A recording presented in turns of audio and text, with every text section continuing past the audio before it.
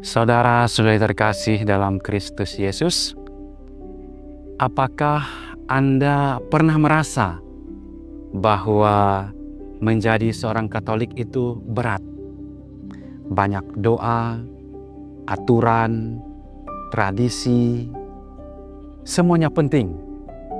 Ya, tetapi kadang-kadang kita bisa lupa bahwa inti dari iman kita bukanlah kewajiban-kewajiban saja, melainkan relasi hidup dengan Yesus Kristus. Iman bukan soal apa saja yang harus saya lakukan, tetapi tentang dengan siapa saya hidup.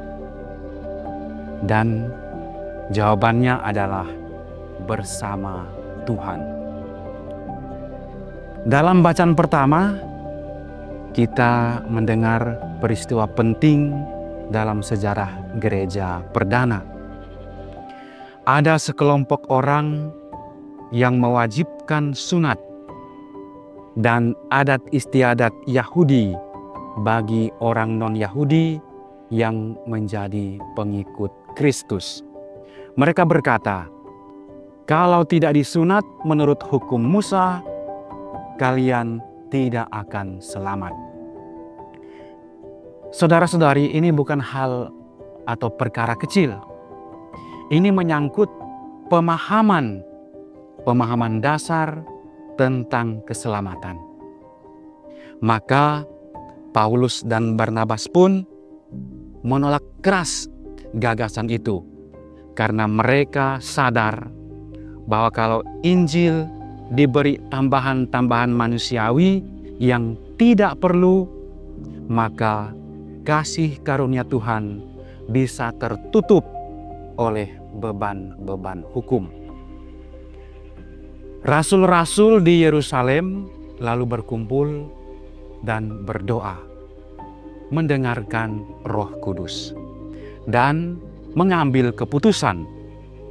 Adalah keputusan Roh Kudus dan keputusan kami, supaya kepada kamu jangan ditanggungkan lebih banyak beban daripada yang perlu. Saudara-saudari, ini adalah prinsip yang sangat Katolik dan sangat membebaskan, bahwa kita tidak diselamatkan oleh hukum-hukum manusiawi, melainkan oleh rahmat Allah yang kita terima dalam iman kepada Yesus Kristus.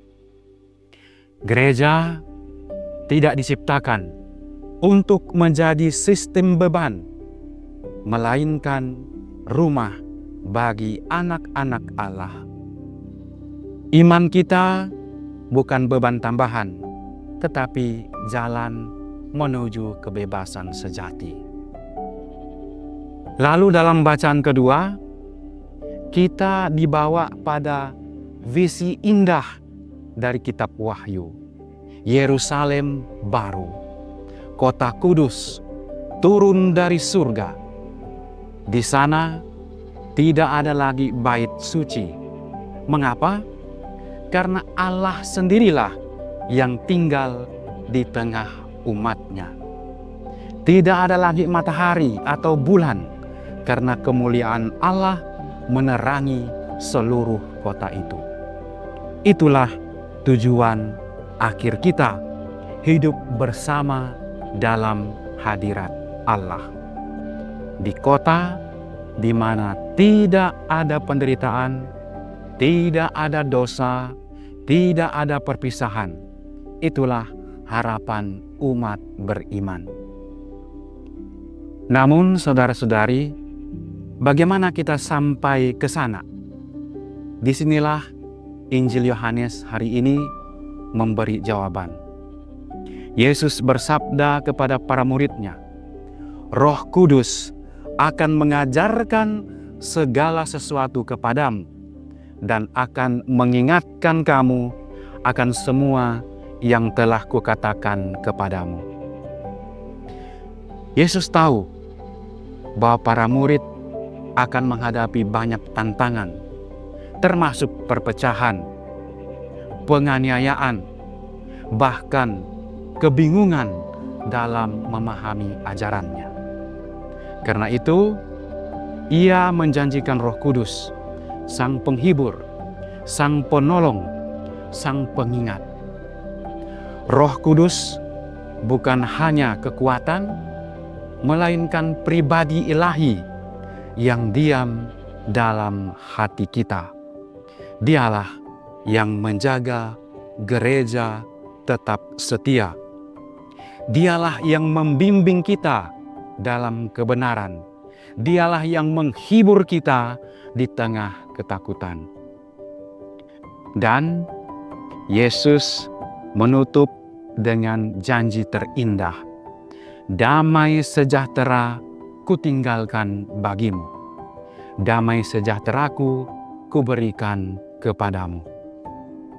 Bukan damai yang semu seperti dunia ini berikan.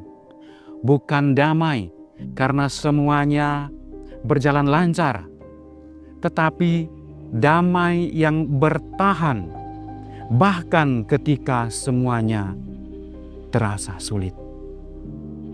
Inilah warisan Kristus bagi kita, bukan beban tambahan, tetapi damai yang melegakan hati. Saudara-saudari terkasih, mari kita belajar dari Gereja Perdana. Kita diajak untuk tidak menjadikan iman sebagai beban, tetapi sebagai rahmat. Mari kita belajar dari kitab Wahyu bahwa tujuan hidup kita adalah hidup bersama Allah selama-lamanya. Dan marilah kita buka hati bagi Roh Kudus agar Ia terus membimbing dan menghibur kita.